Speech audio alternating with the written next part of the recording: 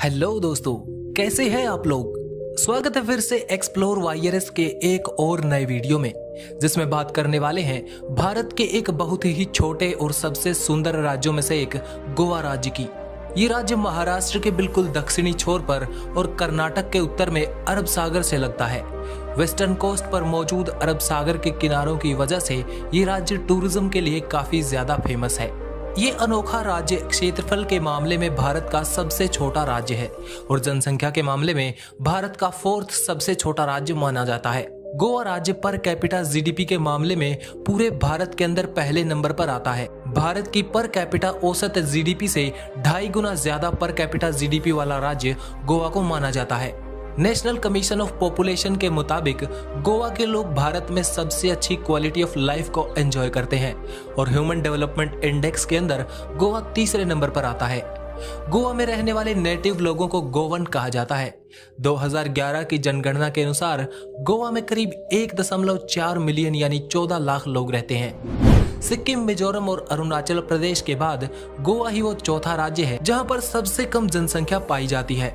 गोवा में 1 किलोमीटर के अंदर लगभग 394 लोग रहते हैं, जो हमारी नेशनल पॉपुलेशन डेंसिटी 382 व्यक्ति प्रति वर्ग किलोमीटर से थोड़ी ही ज्यादा है।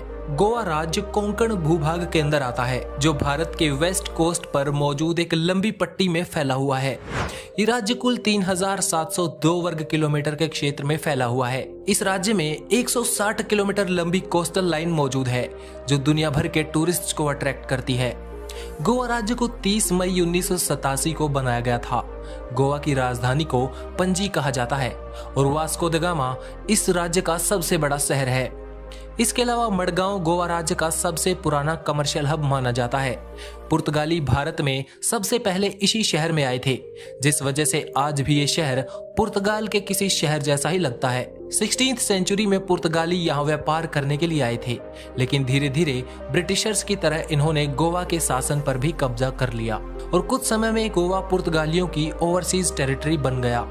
पुर्तगालियों ने गोवा पर 450 सालों तक शासन चलाया और 1961 में गोवा को हमारे आज के भारत का हिस्सा बना लिया गया।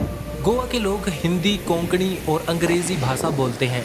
कोंकणी भाषा भारत में बोली जाने वाली 22 भाषाओं में से एक है। गोवा के कोस्ट पर दुनिया की सबसे डिफरेंट वाइल्ड लाइफ पाई जाती हैं, जिस वजह से यहाँ हर साल लाखों टूरिस्ट आते हैं, जिनमें से एक बहुत बड़ा हिस्सा विदेशी लोगों का भी होता है।